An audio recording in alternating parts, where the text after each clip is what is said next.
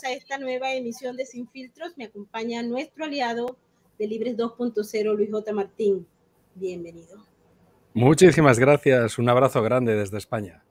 Bueno, Luis, hoy tenemos así como una semana que se inicia con muchas noticias y muchas expectativas. Aquí ha rodado hasta más no poder el tema de la Cumbre de las Américas 2022. Se enviaron las invitaciones. Ahora parece que van a traer a un cubano por ahí medio invitado. Maduro dice que va a venir para los Estados Unidos el 11 de junio. Nadie sabe exactamente a qué se refiere.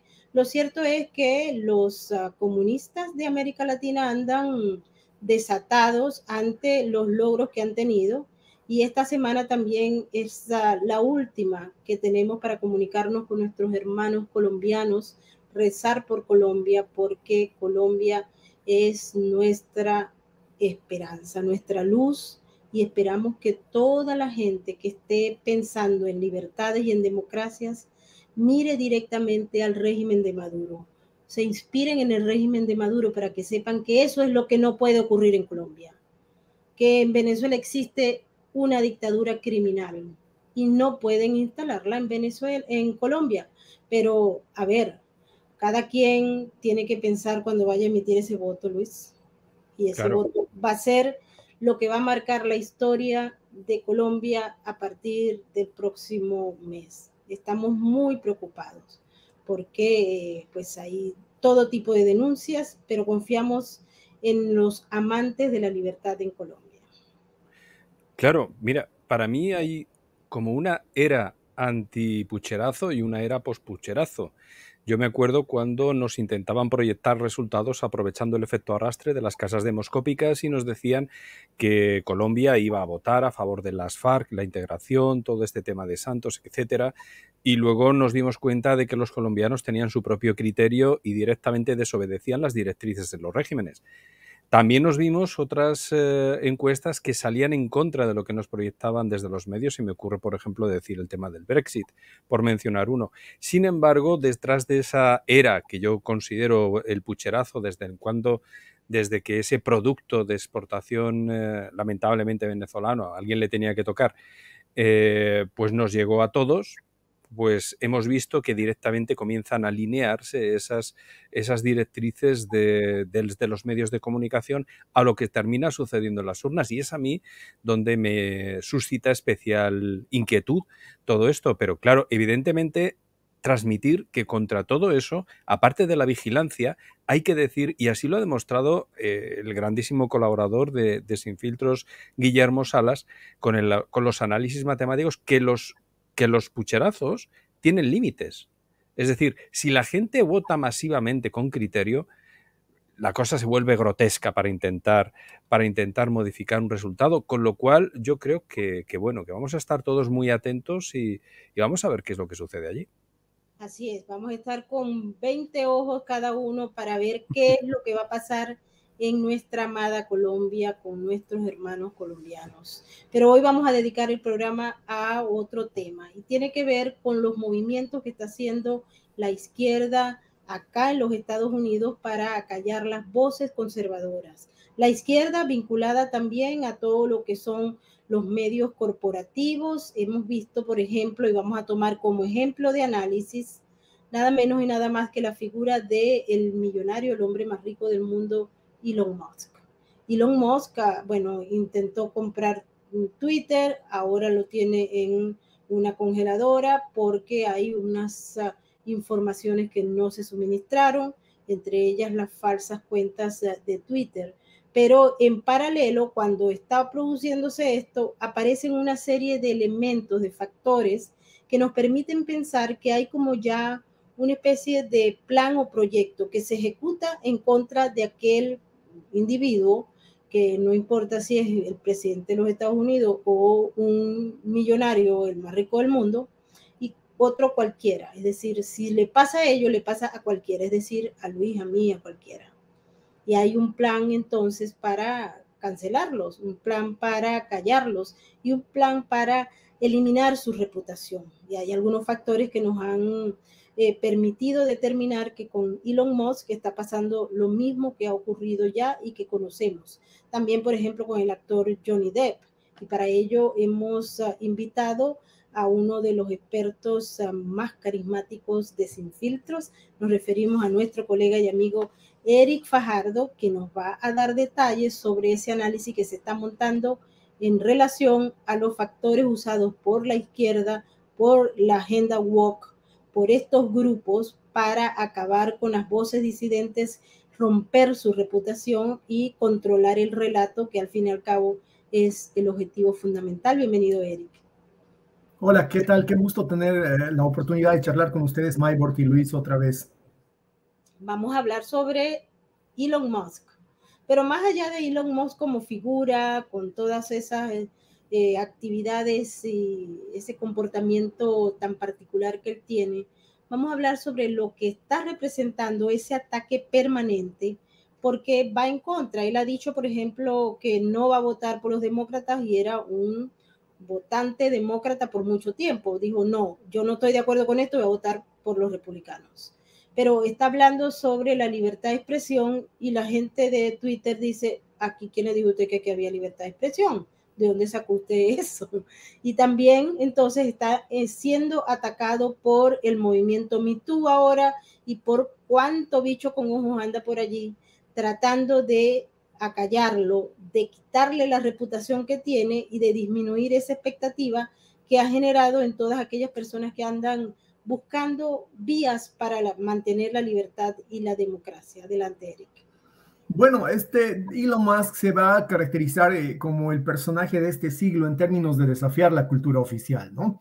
Y quizá tiene una particular ventaja para hacerlo. Él es, como tú has señalado muy bien, Maybord, uno de los más millonarios del mundo. Es decir, eso te da cierta holgura, la holgura que no podemos tener o que pese a no tener nosotros, bueno, practicamos la libre expresión. Elon Musk ha estado muy firme el último tiempo en su estrategia de desnudar, de exponer a Twitter. Twitter ha sido uno de los resortes más efectivos para llevar adelante esto que hemos denunciado, un mecanismo de censura, un andamiaje bien estructurado, gubernamental, paraestatal, llamémosle así, corporativo, unionista, en términos de liquidar el prestigio, la credibilidad, la imagen de todos aquellos que consideran ellos como disidentes, que identifican como agentes de opinión, como líderes de opinión, como influencers, que podrían cuestionar de alguna manera la cultura oficial. Hay que decirlo, la cultura oficial en los Estados Unidos en este momento es la cultura woke, es una cultura que, si bien no está completamente legislada, está ya parainstitucionalizada y opera no desde el sector público, pero sí desde corporaciones. El caso que tú citabas, el de Disney y Johnny Depp, la manera como parajudicialmente la empresa Disney se toma la libertad de definir cuáles fueron los hechos que acontecieron entre la esposa y él años antes de que una corte conociera el asunto y se pronunciara, ¿no? El hecho de que Twitter y Facebook tomaran la justicia en sus manos y determinaran que el presidente de los Estados Unidos era un peligro y conculcaran sus libertades civiles, el derecho a la libre expresión, es decir, violaran la primera enmienda y lo amordazaran o le cerraran sus cuentas. Hoy día esa lógica empieza a aplicarse con Elon Musk y no es gratuito. Tú has escuchado los comentarios de Musk, está siendo muy incisivo, está poniendo en esquina al Twitter, pero más que a Twitter como corporación, como compañía, a una lógica de Silicon Valley, de estas élites woke de Silicon Valley, de administrar los derechos civiles, de irrumpir en lo que es la política pública, si tú quieres, de tratar de meterse a influenciar sobre los grupos de decisión legislativos en los estados, en el Congreso, para generar una especie de conformidad cultural con la visión de mundo que ellos pregonan. Entonces, la primera cosa que he dicho que ha sido terriblemente ofensiva seguramente para ellos es que le piensa devolver la cuenta a Donald Trump, porque ha sido un exceso de una grosería, una violación de sus derechos, el haberle quitado la posibilidad de opinar en las redes sociales. La segunda, y esa ha sido todavía más crítica, ha sido el cuestionamiento que ha hecho a esta especie de junta para la desinformación o junta de la gobernanza para la desinformación de la ahora ex delegada o ex agente del gobierno Nina Yankovic, el llamado Ministerio de la Verdad, que le ha suscitado respuestas en su momento de la misma Miss Yankovic. Y hoy día ha salido con algo todavía más crítico, no sé si lo han visto ustedes ya, pero los periódicos de Nueva York apuntan que él ha expuesto mencionábamos en un programa anterior que habían determinado que las acusaciones hechas por el board de Hillary Clinton contra Donald Trump, en el sentido de que existiría hasta una antena de comunicación en su edificio para conectarse con los rusos y hacer fraude en las elecciones, había sido declarado como improbado y ella había sido sancionada. Bueno, pues Elon Musk compara hoy día aquel hoax con la acusación que en su momento se hiciera contra Donald Trump y cuestiona a Twitter sobre qué han hecho al respecto o qué van a hacer, casi como desnudando de que no hay el mismo rasero al momento de ejercitar censura, de violar derechos o finalmente de conceder el privilegio de la libre expresión a la gente. Entonces, él se ha puesto en el ojo de la tormenta y la reacción no ha tardado y ni siquiera han tenido la, llamémosle así, creatividad de hacerlo por un canal diferente. Lo han hecho por donde vienen defenestrando esta izquierda woke a todo aquel que se le pone al frente, que opina diferente o que representa el peligro de generar una corriente de opinión distinta de la cultura woke. Han agarrado a una unionista, han agarrado una unión, no podía ser de otra manera, un sindicato, para que nos entiendan en Latinoamérica, y lo han usado para lanzar la acusación de cajón, la acusación por default contra todos aquellos que la cultura woke quiere defenestrar. En el caso de Elon Musk, por acoso sexual a una azafata.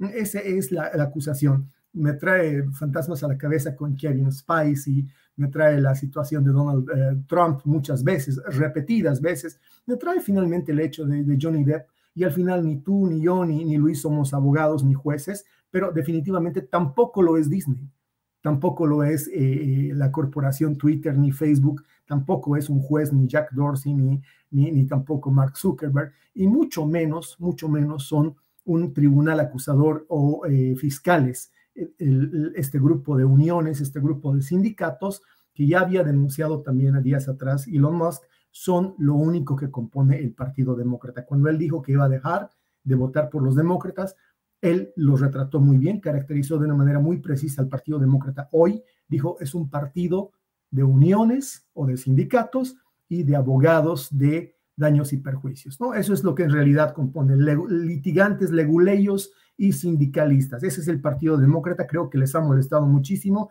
así que a falta de creatividad, lo que le han terminado por lanzar primero ha sido una demanda de una de esas uniones o sindicatos con la acusación de rigor, que es la acusación de acoso sexual, y el objetivo es obviamente, seguramente, el que ya han cumplido con otros políticos y otros líderes de opinión, como lo mencionábamos con Donald Trump y con Milo Yiannopoulos, lo recordarán ustedes, una brillantemente, un intelectual de la nueva oposición a este liberalismo woke, que fue defenestrado, acusado de haberse pronunciado o de haber hecho apología de la pedofilia, se le cerró la editorial de su libro, se le cerraron los canales, terminó siendo prácticamente marginalizado de esto que es el eje de la media, llamémosle así, de la media liberal. Entonces, ese es el camino en el que estamos hoy día. Ahí es por donde está yendo la guerra contra Elon Musk después de que, bueno, él venció ese primer clinch contra el Ministerio de la Verdad. El Ministerio de la Verdad no se cerró, pero quizá gracias a lo que hizo Elon Musk terminó siendo sacado del spotlight. Sí. Ok. Bueno, aquí tenemos, yo creo que el foco de la preocupación, al menos el que yo tengo, es la división de poderes. Porque por un lado, he visto muy reiterada la idea de que Disney no son jueces, demás no son jueces, tal cual, pero sí que es verdad que vemos una cierta proyección social y una percepción de lo que está bien y está mal a modo de juicio público, que no sé hasta qué punto termina aterrizándose esto en las Cortes o presionando en las Cortes. Yo hablo por España, aquí hemos tenido juicios en los cuales las feministas se manifestaban en la calle para presionar el veredicto de los jueces. Entonces, yo no sé a estas alturas, y esta es mi pregunta, si esto se cristaliza en presiones hacia los jueces en Estados Unidos, y me viene a la cabeza todo lo sucedido, por ejemplo, con Black Lives Matter o con otros asuntos que es peligroso mencionar en según qué plataformas porque nos censuran el vídeo. Pero la cuestión es, esto, ¿hasta dónde llega esta cultura de la cancelación? ¿Hasta dónde llega toda esta muerte civil? ¿Esto se ve refrendado por un apoyo judicial o ahí hay una frontera donde todavía se puede defender ahí la persona y lograr cierto espacio de libertad?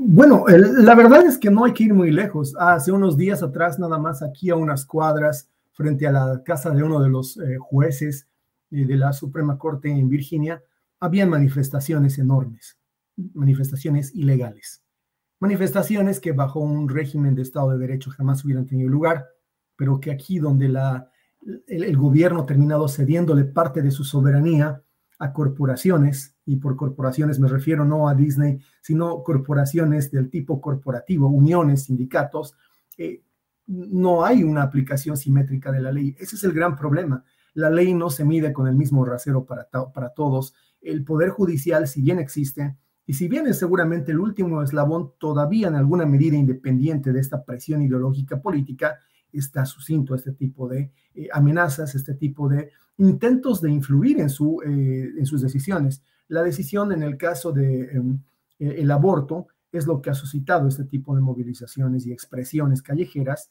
y es el intento de aplacar la voluntad exprofesa de los jueces que de alguna manera, no sabemos cómo, estos grupos de presión adquirieron en un borrador, y al conocer cuál iba a ser la decisión de los jueces respecto al tema del aborto, bueno, pues a la calle, ¿no? Porque eso es lo que hace. Estoy convencido de que funciona porque lo he visto en Latinoamérica. Lo que me parece terriblemente dramático es que estas prácticas de debilitamiento del Estado, de desinstitucionalización del Estado de Derecho, empiecen a reproducirse, y yo no sé si con el consentimiento explícito o tácito, pero definitivamente con el consentimiento de quienes deberían enforzar la ley y evitar que sucedan estas cosas, ¿no? Entonces, hay una cultura de la cancelación, es una cultura que en algunos aspectos ya está institucionalizada e incorporada en la ley.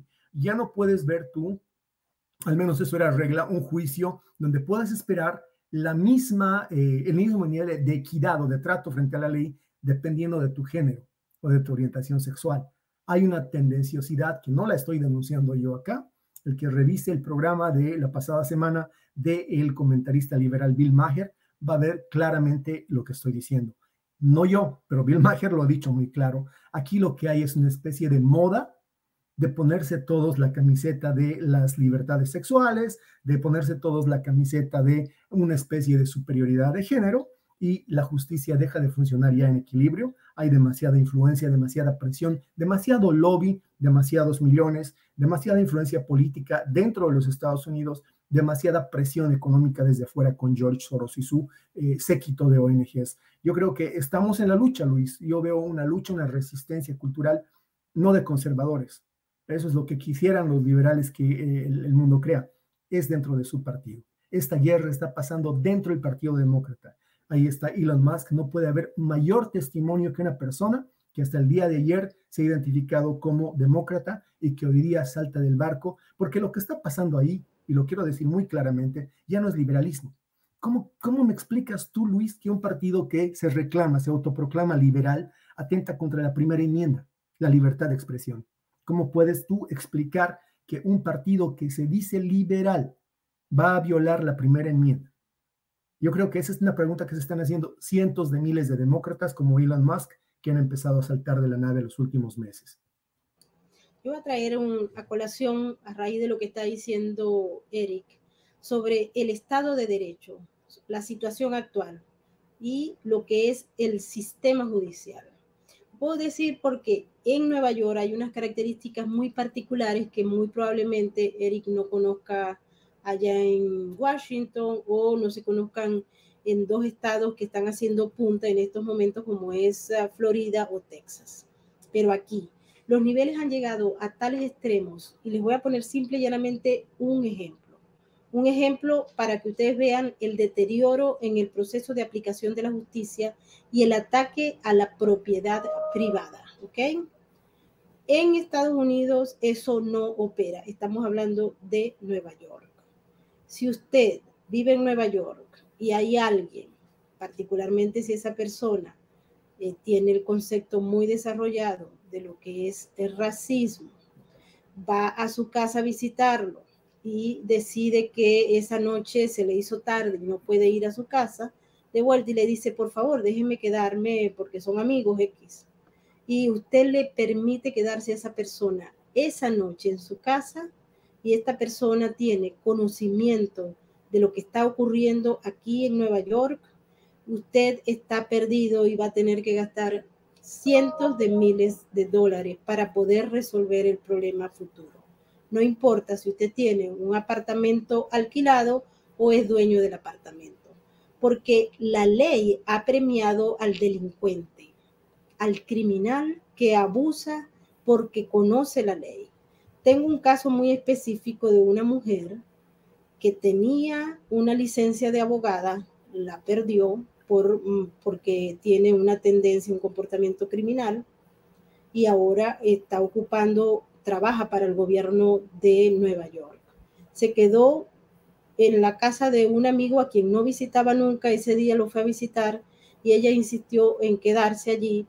Dijo que por un día, luego por una semana, y hasta el momento esta persona no ha podido sacar de la casa a esa mujer, porque ella conoce la ley, porque era abogada anteriormente, y le quitaron la licencia por mentir frente a un juez y por otro tipo de delitos que había cometido.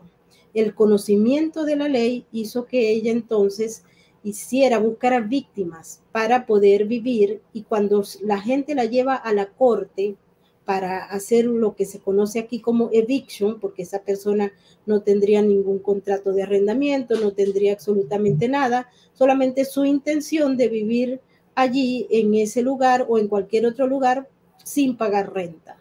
Y el juez, cuando revisa los documentos y empieza a evaluar el caso para decidir, porque ella obviamente en cualquier otro estado de los Estados Unidos no tendría derecho a estar allí, sin embargo ahora sí tiene derecho a estar, porque un juez emitió una jurisprudencia que ayuda a este tipo de criminales a violar las reglas, a atacar la propiedad privada, la privacidad de la familia, etcétera, y no hay forma, y particularmente si esa persona es de color. La persona que lleva a un eviction no la puede sacar de su casa y puede permanecer allí años viviendo gratis. Y si la persona dueña del apartamento o que renta el apartamento le quita la electricidad o el gas o se muda, tiene que pagar doble renta porque la mujer no va a salir nunca de allí. Eso mucha gente no lo conoce, pero ocurre aquí en la ciudad de Nueva York. Y no hay ley, y hay muchos abogados que están preocupados porque esto es el abuso total por parte de la corte, por parte de los jueces, en base a un concepto de raza. Pues se va al cabo la propiedad privada, no importa los derechos de la otra gente, lo que interesa son los derechos de este tipo de criminales que están haciendo esto en la ciudad de Nueva York porque hay una jurisprudencia que se les permite.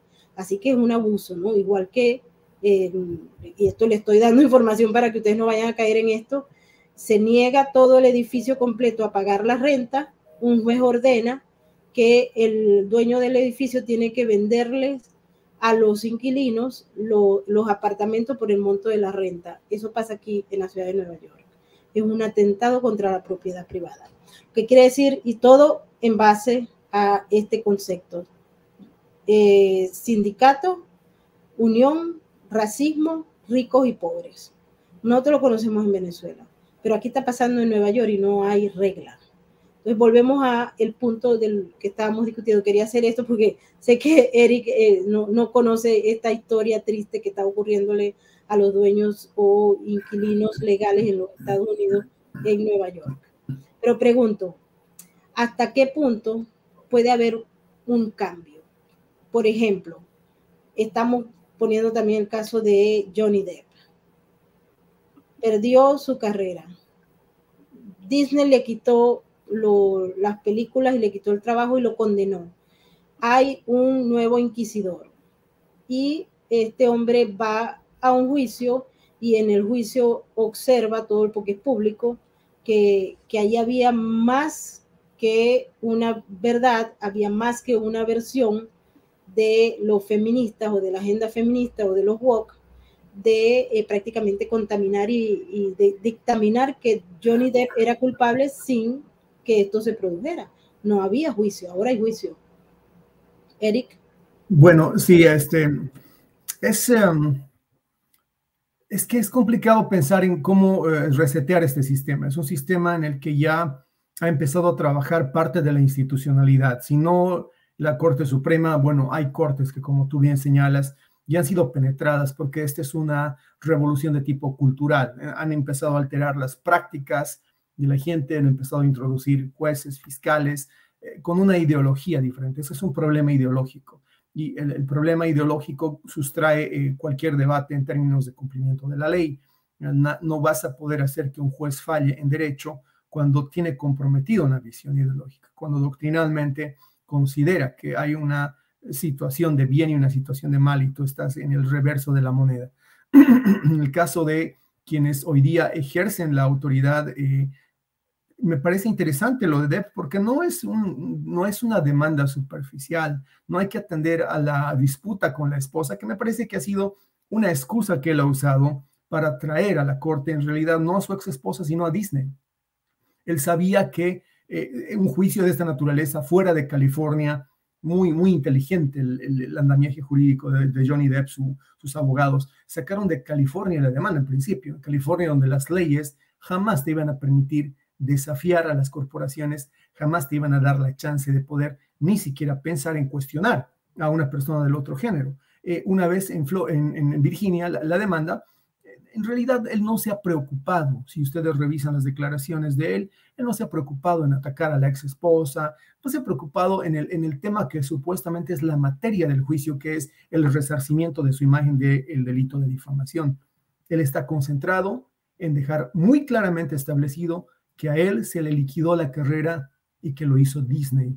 Los testigos, la gente que él ha apuntado como testigos, han sido incisivos. Jerry Bruckheimer, este señor Christian Karines, que era su agente artístico, han sido incisivos en señalar que el problema de fondo no es lo que ha hecho Amber Heard. Amber Heard es simple y sencillamente una beneficiaria incidental de un sistema que funciona acá.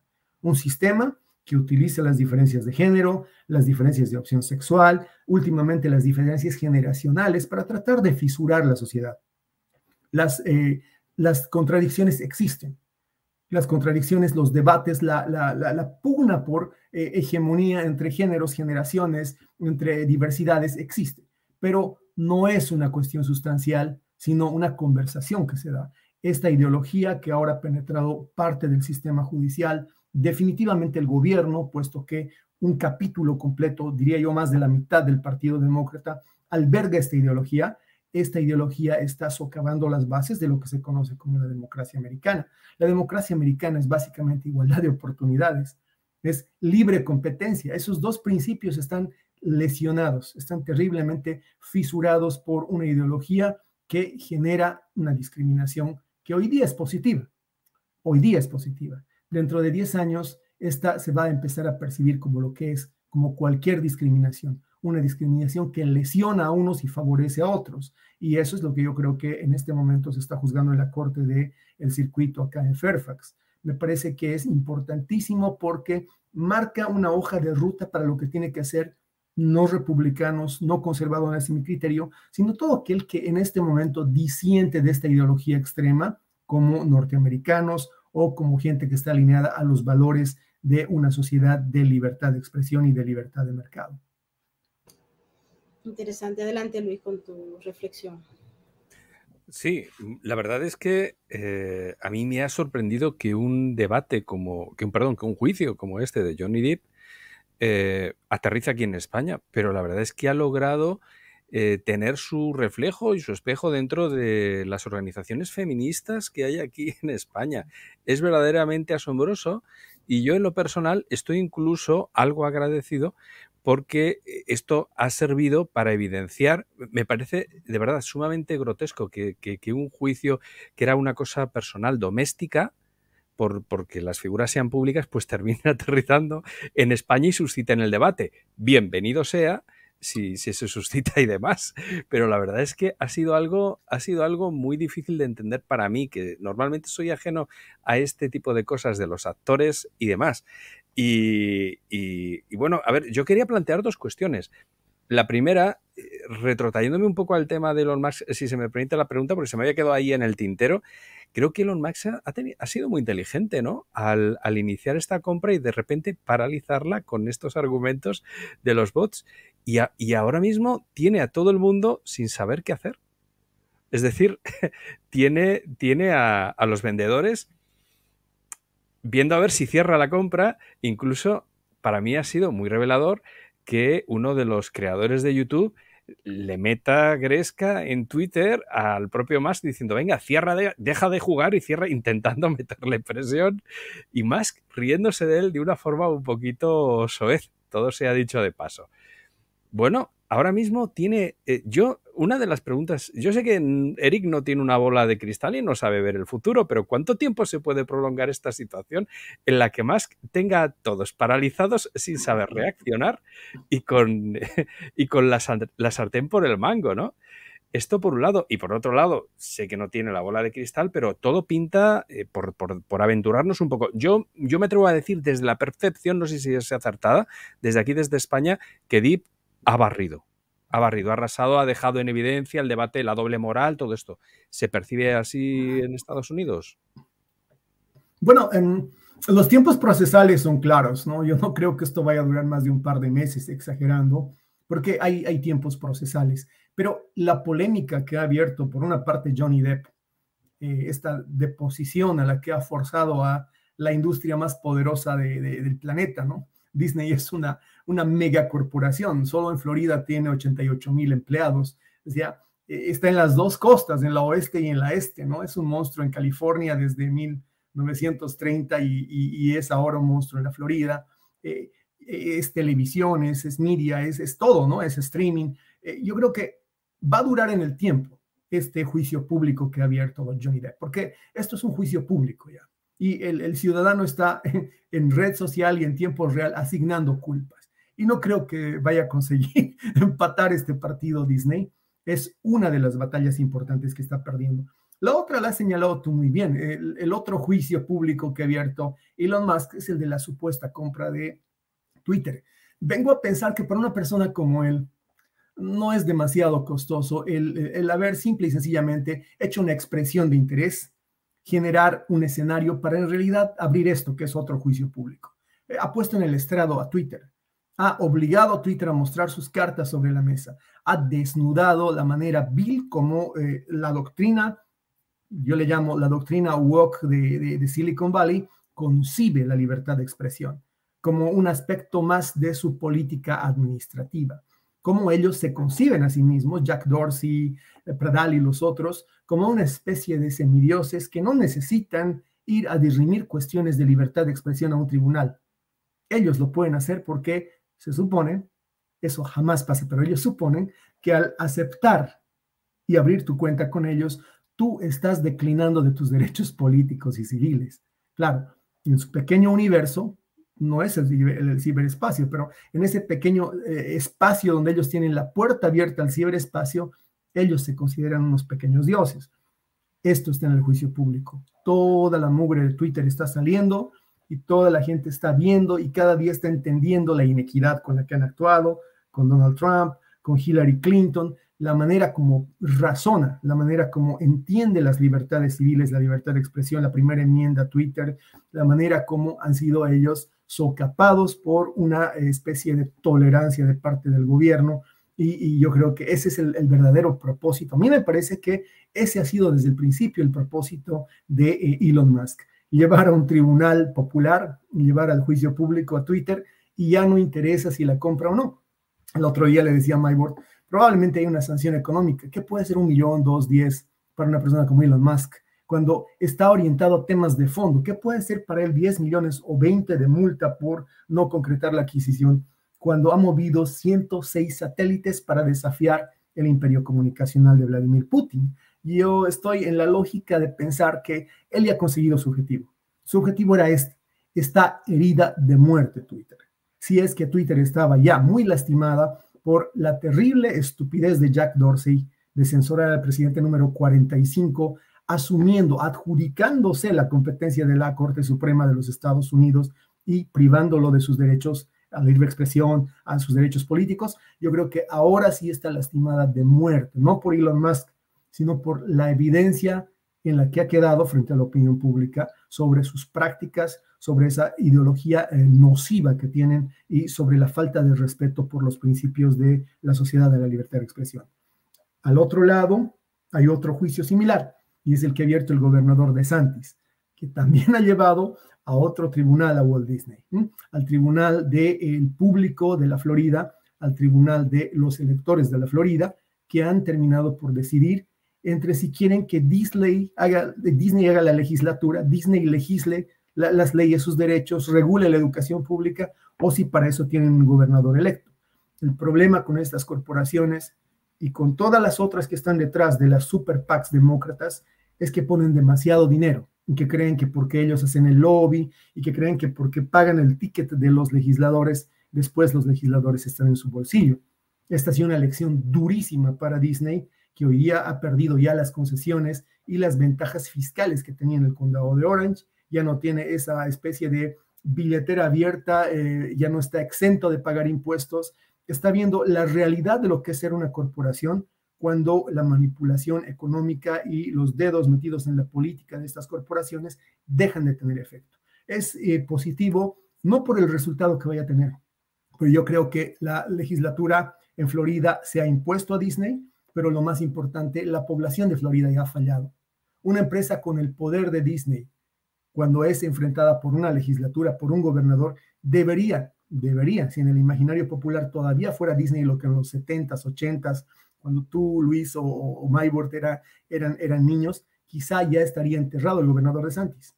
Hoy día Disney está de capa caída, está también lastimadísima, porque esta lógica de corporaciones dentro de Disney, esta lógica de sindicatos de minorías que tienen una especie de dictadura, y la lógica de sus ejecutivos, de esos abogados de class action que están ahí en su directorio, esa lógica perversa ha terminado de hacer entender a la gente que estaban gobernando por detrás de quienes son oficiales electos.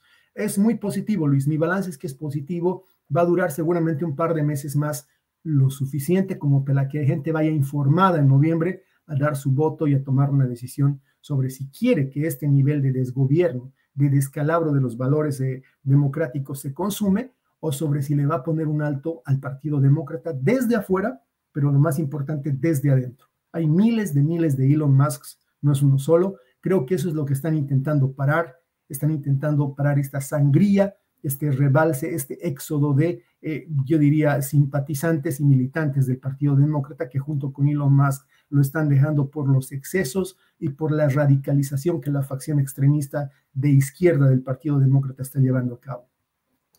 Uno de los aspectos que nos ha llamado la atención en las últimas semanas es el hecho de que el Ministerio de la Verdad, anunciado por Alejandro Mayorkas, pasó a ser oculto. La mujer, Gina Jakovich, ha renunciado, la cambiaron de oficina, ahora está, yo no sé si es más peligrosa aún, está oculta. Sigue trabajando, pareciera, pero está oculta. Esto se le dice a la gente común y corriente cuando se logra, porque ellos creen que lograron acabar con la posibilidad de que hubiese un ministerio de la verdad, porque inclusive los mismos demócratas estaban en contra de esto, pero hoy en día, una vez que se disolvió esa oficina del gobierno para decir que era verdad y que era mentira en este país, ¿estamos hablando de una mejora, Eric, o esto es como decíamos nosotros en Venezuela, un gallo tapado? Lo tapas, lo sacas de escena, la gente dice, ok, ya logramos el objetivo, no hay el Ministerio de la Verdad, pero siguen trabajando idéntico, generando lo que ellos estaban buscando públicamente ahora por debajo de la mesa. Bueno, si me preguntas, creo que ha pasado lo primero, ¿no? Lo que tú apuntas bien. Han puesto en suspenso esta... que le dicen, bueno, le llamaban el Board of Governance and Disinformation. Es decir, es algo así, si lo traduces literalmente como la Junta de Gobernanza para la Desinformación, y con gobernanza creo que aluden a lo que llamamos en Latinoamérica y en España, no sé, control social. Eso es lo que querían. Estaban buscando un eje de articulación desde el gobierno de lo que ellos consideran sus movimientos sociales, ¿no? Básicamente era un eje de articulación de eso que aquí en los Estados Unidos le llaman grassroots. Querían involucrar a estos elementos que son el dedo acusador que está en Twitter, ¿no? Y que son el dedo acusador que persigue a los dev. Ahora al protagonista de Guardianes de la Galaxia, me comentaba uno de mis hijos, a Chris Pratt, precisamente porque hizo comentarios políticamente incorrectos religiosos. Lo está defendiendo el director de la franquicia, pero es este grupo de uniones, estas grassroots a las que quería Nina Jakovic darle el poder de censurar en Twitter, de señalar con el dedo, pero ya no solamente de acusarte y de lograr que alguna corporación te quitara tu trabajo, sino ahora también de editar los contenidos de tu plataforma, de tu cuenta en Twitter. Es terrible y es además escabroso lo que con las horas tras esta especie de suspensión, de puesta en suspenso del Ministerio de la Verdad, empieza a salir, empieza a revelarse. Dos aspectos que me parecen a mí críticos y que no podemos dejarlos pasar, es que en el video ese que filtró el Washington Post sobre una especie de sumo de conferencia entre Nina Jakovic y algunos de sus celotas, ella claramente establece dos puntos que son vitales de entender. Uno, lo que ella pensaba, lo que se estaba planeando perpetrar desde ese Ministerio de la Verdad era generar un nuevo apartheid en red, generar una especie de segregación de clases, constituyendo clases sociales. Ella lo dice muy claramente, por voz propia, gente con verificación en Twitter, capaz de editar contenidos, de cortar a título de dar contexto, entrar a lo que tú has posteado y como si fuera en Wikipedia, alterarlo. Alterarlo de acuerdo a qué? Al patrón de lo que el gobierno considera verdad y desinformación. Eso es algo que ha sido resistidísimo incluso por la media liberal acá. Y dos, y lo que me parece más grave, estaban planteando una colectivización de la opinión, porque eso es, no es otra cosa, es una colectivización de la opinión cuando la primera enmienda que dice que cada individuo tiene derecho a una opinión y de ese principio parte la fórmula de un individuo, un voto, se viola para hacer que la opinión sea colectiva. Cuando más de uno mete la mano en tu opinión, cuando se edita tu opinión o la de Maybord, esa opinión se ha colectivizado. Eso solamente lo había visto yo en los peores delirios del estalinismo. Ese es un nivel de comunismo estalinista que era impensable que lo pudieran intentar practicar en una democracia liberal hoy día, en pleno siglo XXI. Pero esos han quedado revelados por voz propia de Nina Jakovic, los dos propósitos de ese Ministerio de la Verdad. Uno, un apartheid en red, que reproducía los mismos vicios del sistema migratorio del primer mundo, con ciudadanos de primera y de segunda clase, con privilegiados que pueden meter la mano y editar, y otros a los que ella ha calificado, y voy a citar, como inconfiables, que son todos aquellos que no están verificados por Twitter. No sé ustedes dos, yo no estoy verificado por Twitter. Así que soy parte de ese 90% que en el universo, que en el multiverso de doña Nina Jakovic eran los no confiables y los que no tienen derecho a tener un post sin que le metan la mano los verificados, los elegidos para poder modificar la verdad.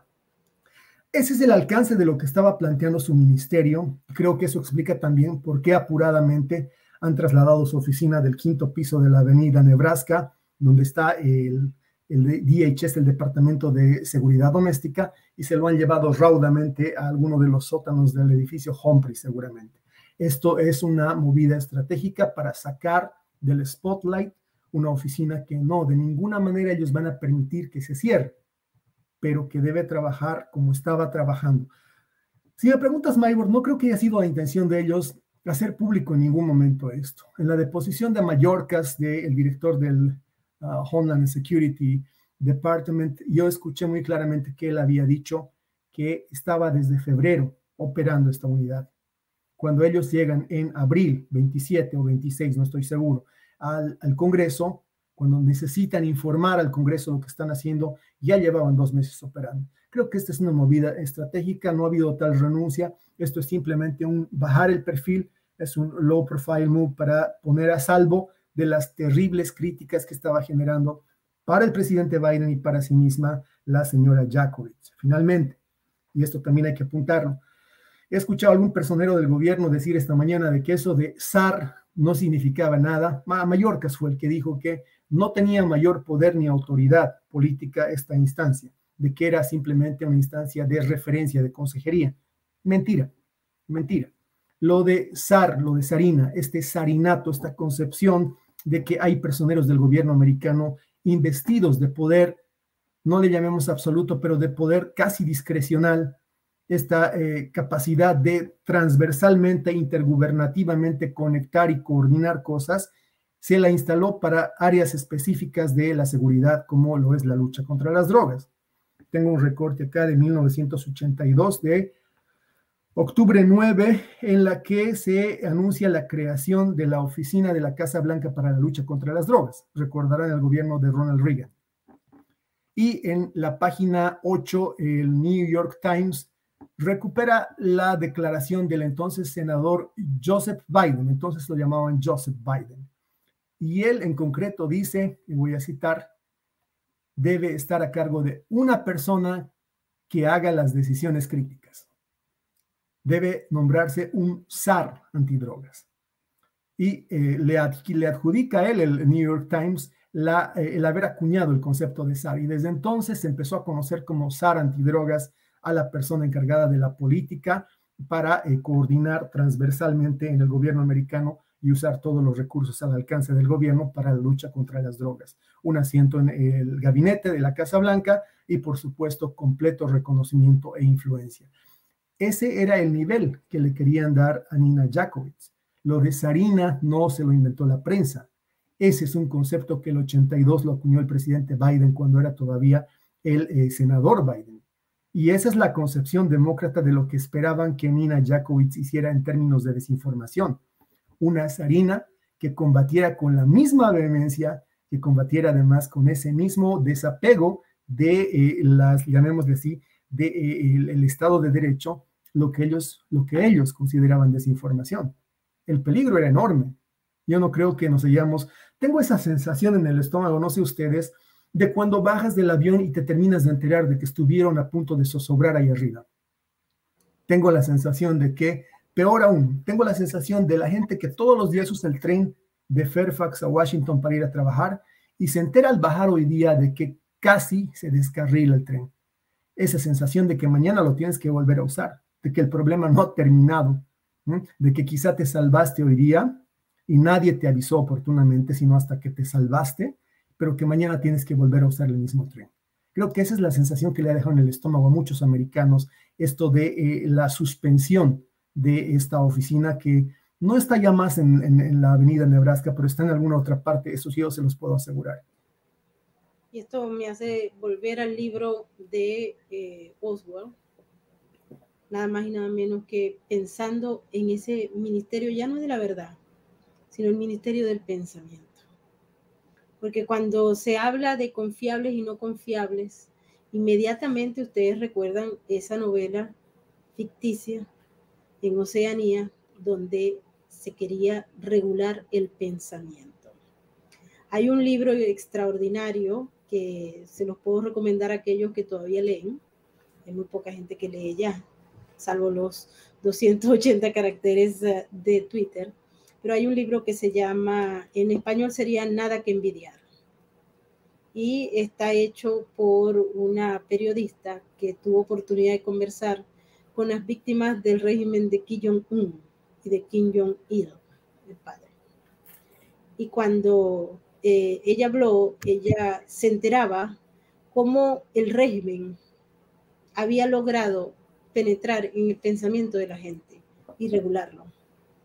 Cómo el régimen era capaz, a través del miedo y del incentivo, que cualquier ser humano penetrara en la mente de la gente.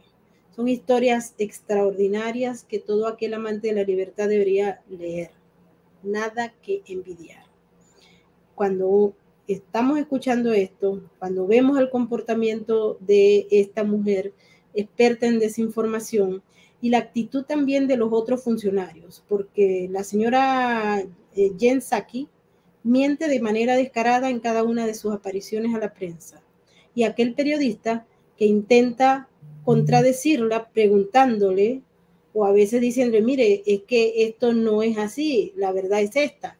Ella inmediatamente remonta sobre un relato en el que ella propone que la verdad es esa y de lo contrario, pues entonces están eliminados. Y el periodista de Fox es uno de los que está prácticamente siendo víctima de esta mujer que se fue y ahora quedó otra que es más o menos peor que en comportamiento que la que estaba anteriormente. Entonces, estamos frente a la intención de un gobierno muy poderoso que también tiene el manejo de grandes tecnologías para controlar el pensamiento, para controlar la opinión, para decir que es verdad o que no. Y eso era Oceanía. Oceanía, el gran hermano, eso era.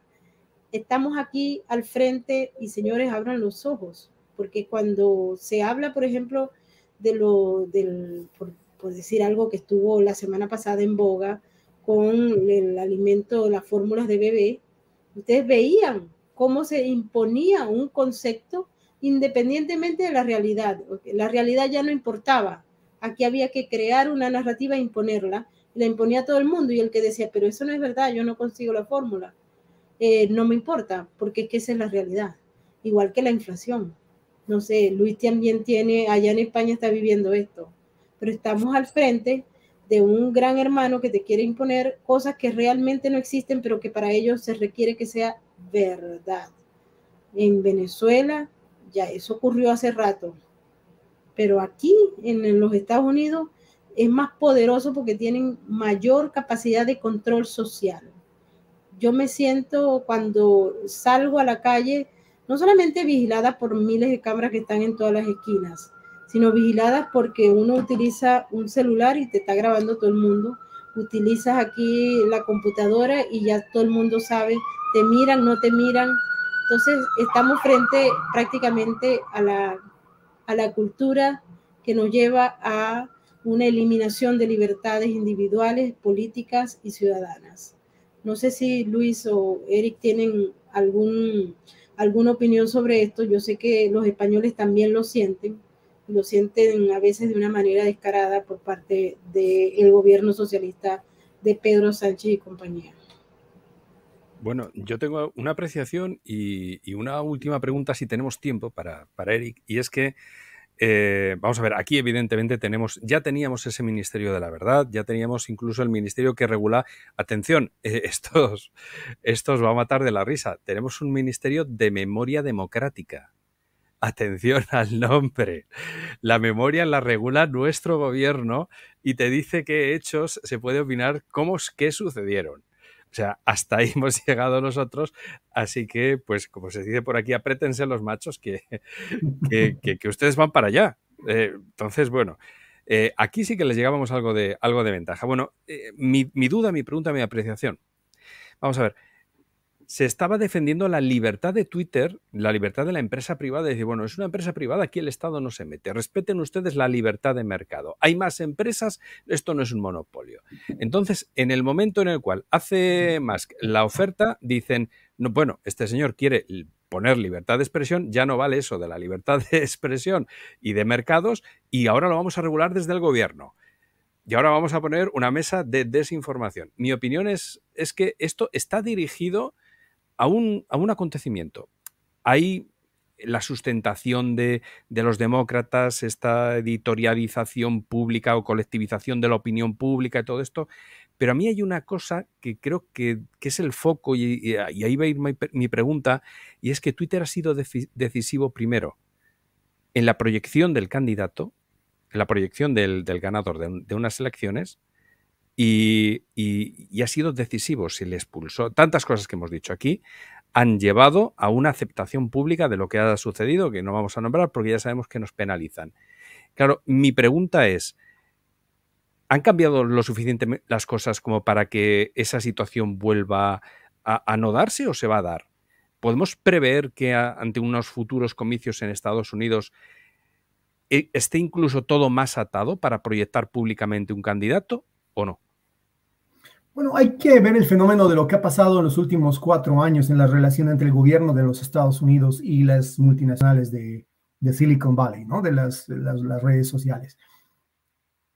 Antes de entrar a la Casa Blanca en 2016, Ya el presidente Trump gobernaba por Twitter, ponía la agenda, ¿no? Ya él gobernaba por redes sociales. Los demócratas que estaban en control del Congreso se dieron cuenta muy rápidamente y hubieron en 3 años una sucesión de convocatorias a comparecer a Jeff Bezos, a Elon Musk, a Jack Dorsey, a Mark Zuckerberg, y los pusieron de rodillas. Y lo que sucedió, lo que salió de ahí, lo que salió de esos nefastos 4 años o 3 años en los que tuvo el control del Congreso, el Partido Demócrata, es lo que yo llamo una repetición de la West Trade, no, de la East Trade Indian Corporation. Es decir, la alianza que en algún momento hubo el charter entre la corona británica y esta poderosísima compañía que durante la gran época de la piratería, del descubrimiento de las nuevas tierras en Occidente, tenía pues más soldados que la misma corona inglesa. Le concedieron a estas compañías una serie de potestades, entre ellas, si alguno de ustedes ha visto alguna vez Piratas del Caribe, la de hacer justicia, la de colgar gente, la de defenestrar, la de imponer su propio criterio de lo que es la ley, porque es un charter, es una concesión que le da la corona. Hay aquí, entiendo yo, una especie de conestación. Hay un contubernio político empresarial que le ha permitido a estas empresas creer que podían perpetrar el año 2016 o 2020 lo que perpetraron contra el presidente de los Estados Unidos. Les dijeron, ya estamos en el gobierno, aquí no va a pasar nada. Pues se equivocaron. La pelea, la lucha ha sido más encarnecida de lo que ellos creían. No se ha callado la gente, no se ha sometido como los americanos solían hacer, porque hay un cambio de paradigma muy importante. Ya no estás hablando con baby boomers, con gente que la mandaba a callar el anchor del noticiero de NBC o de CNN. Los centennials y los millennials no le creen a la televisión y no han podido meterlos en cintura. Y se les ha revelado la gente y ahora se les para al frente y se caen los ratings de CNN, se caen los ratings de Disney, y finalmente no tienen ya la influencia cultural que tenían. Y estamos peleando esos espacios porque en lógica, pongámoslo en términos de Pierre Bourdieu, esos son las redes sociales, son campo, estamos disputándolo, los estamos peleando palmo a palmo y hay que seguirlo haciendo, porque en un momento dado fue el soporte para que empezara a gobernar alguien que el statu quo no quería que gobierne, alguien que el establishment no quería que gobierne. Y hoy día que tomaron el control ellos, estamos peleando el derecho de que vuelva a ser un espacio de libre expresión.